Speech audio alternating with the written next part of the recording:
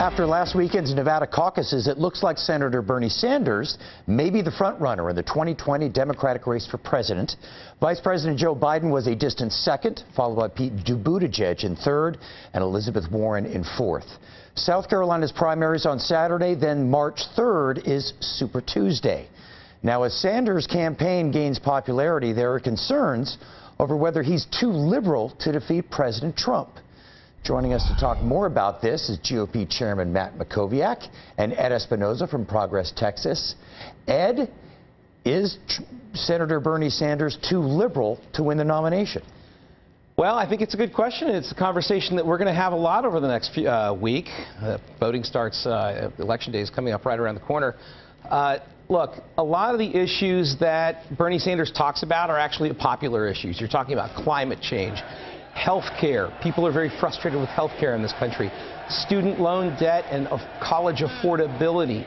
Those are issues that people on both sides of the spectrum are feeling right now.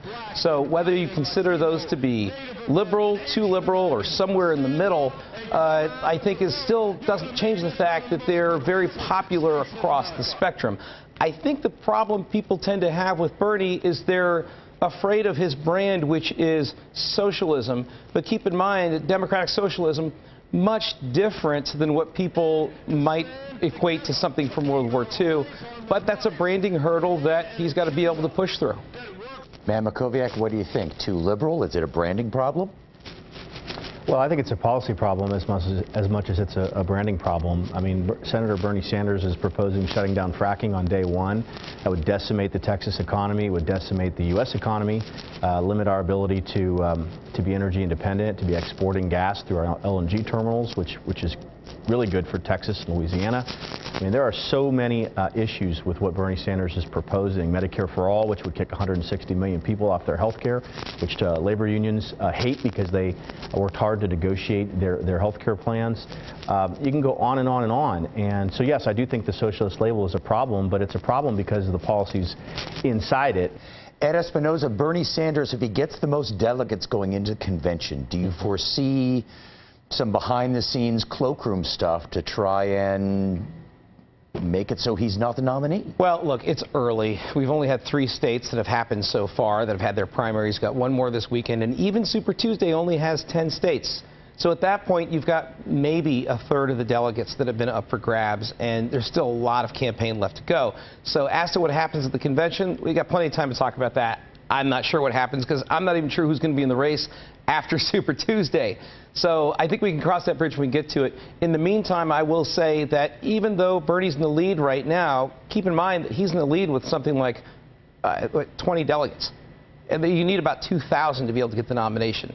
There is a whole lot of campaign left to go. Talking about that rest of that campaign is going to be Texas. Matt Mackowiak, how do you think Bernie's going to do in Texas?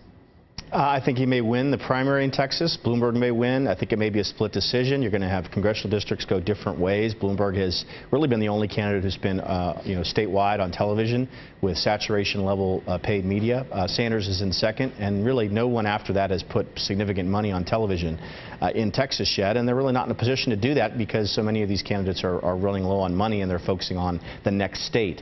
One correction I'll just make to Ed: on Super Tuesday, you have 40% of the delegates alone that day, and that's because of Texas and California and just how many they have at stake. So you may have 42, 44% of the delegates awarded after March 3rd. And so that's, I think, the issue the Bloomberg team is bringing up, is that Bernie's lead could be a couple hundred delegates after Super Tuesday, and that may be so wide that it cannot be overcome with proportional allocation of delegates, which the Democrats use. So could have a brokered convention. I think they're going to try to prevent Bernie Sanders from being the nominee, but we'll see. Okay, we will see. Gentlemen, we've got to wrap it. Ed, Matt, thank you both very much. Thanks. Thanks.